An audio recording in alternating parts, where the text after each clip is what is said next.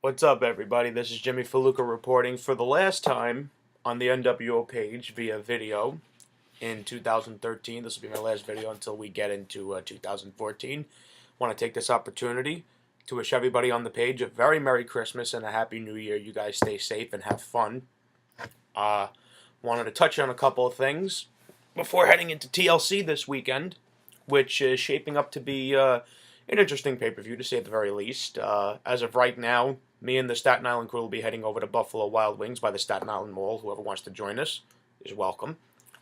If the weather doesn't hold up and the weather becomes severe as they're predicting, I plan on plugging in my Mac with the wire that my friend Christian has, and we'll just watch it through there.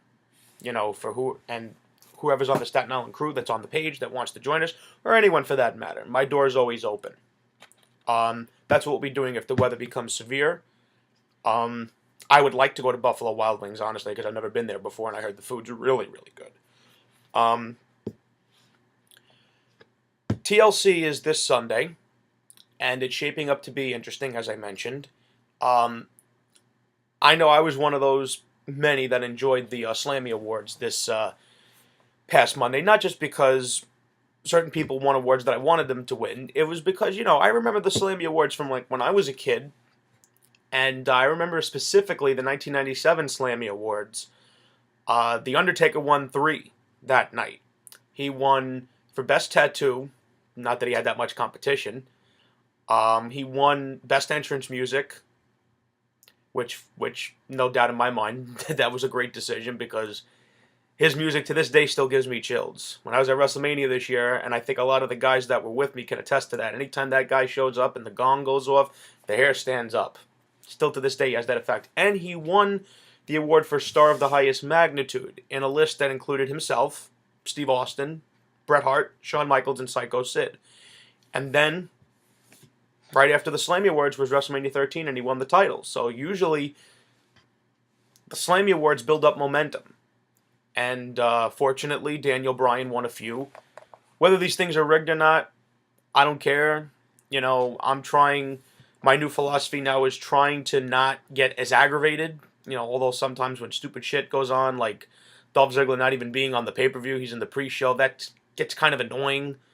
When they throw handicap matches left and right, gauntlet matches left and right, it kind of kills the concept and it doesn't make them as special.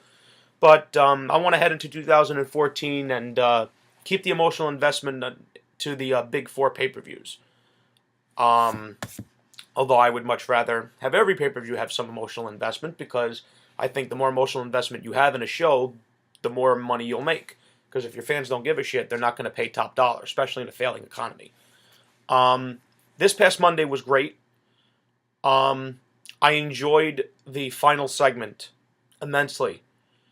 And not just because of what everyone thinks. I was very impressed with John Cena again. This is now, I want to say 3-4 weeks in a row that he's cut promos that I've been impressed with him.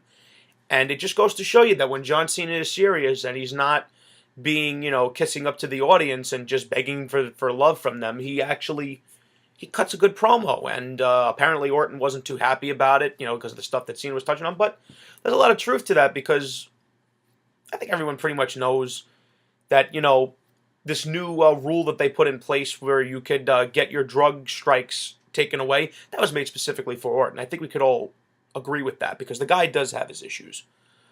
I loved how the audience, regardless of whether they were in Washington or not, I love how they did not allow Triple H to speak. And for a few minutes solid, you got loud, boisterous Daniel Bryan chants. And it's not like the guy doesn't get chants everywhere he goes. I mean, everywhere he goes, the fans love the guy.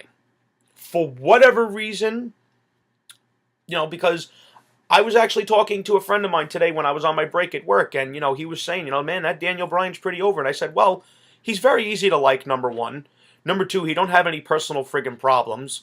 He shows up to work on time. The guy is very likable. He's very hardworking. He's worked 14 years of his life to make it in the business, and now he's starting to get up there. He's starting to get to that top tier spot.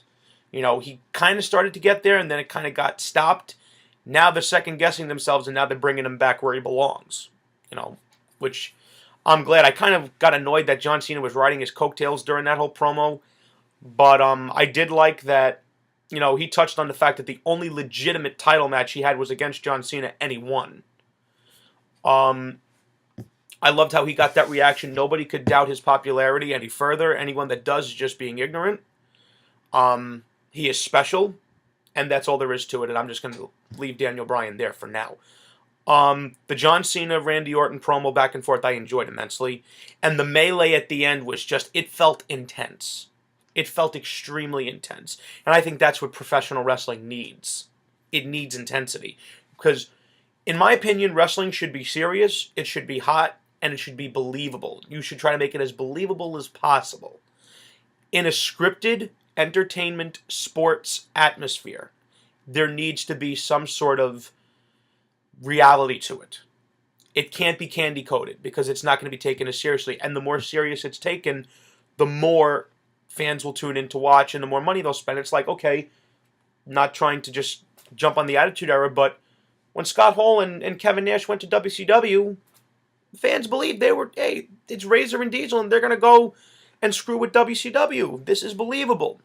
And the whole NWO angle, it was just perfect. Because there was reality to it. Because everyone knows that Hogan's an egomaniac. And him playing on his actual feelings made him the greatest bad guy of all time. As much as I despise Hulk Hogan, he's the greatest bad guy that ever lived, in my opinion. Even with Vince McMahon. Because let's be honest, Mr. McMahon was so easy to hate. So easy to hate. But getting back to the matter at hand. The melee at the end was great. But it also created some intrigue. And it created some predictions for myself. I'd like to run through my TLC predictions as fast as I can, because this is not going to be my usual 30 minutes. For I think it's Brie Bella against AJ. I don't see AJ losing her title anytime soon.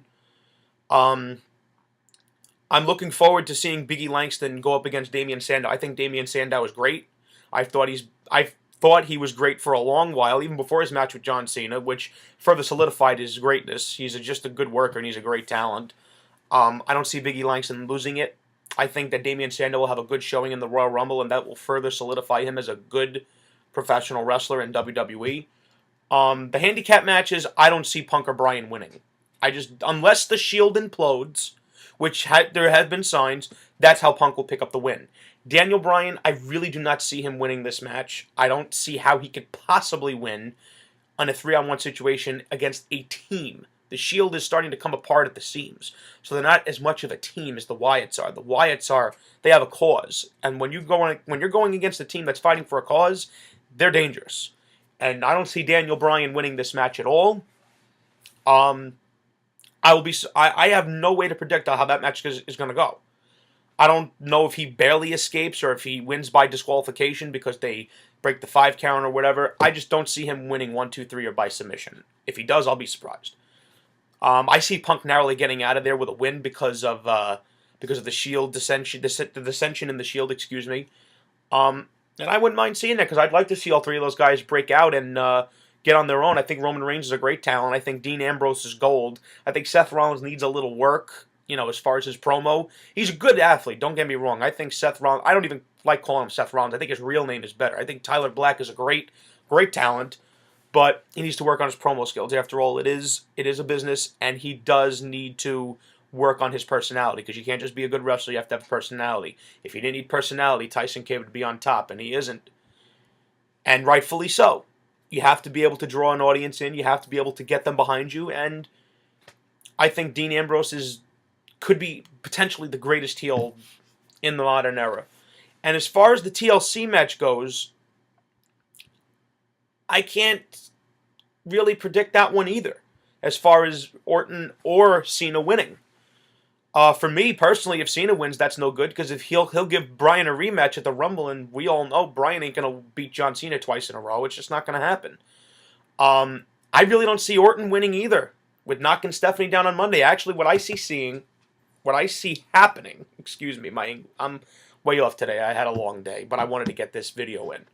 I see Triple H inserting himself in that match last minute, like Survivor Series when Edge came in last minute in the match with Jeff Hardy and Triple H and stealing the title. I wouldn't put Triple H past that. He has done some dastardly things in his life. Retiring Mick Foley, having Stone Cold Steve Austin run over, taking out Shawn Michaels in 2002 when he was coming back. Triple H has done some dastardly things. Who's to say that he won't come in and steal the Undisputed Championship? That may set up seeds for him to defend it at WrestleMania and lose it to someone like Punk or Bryan, which I would not mind seeing.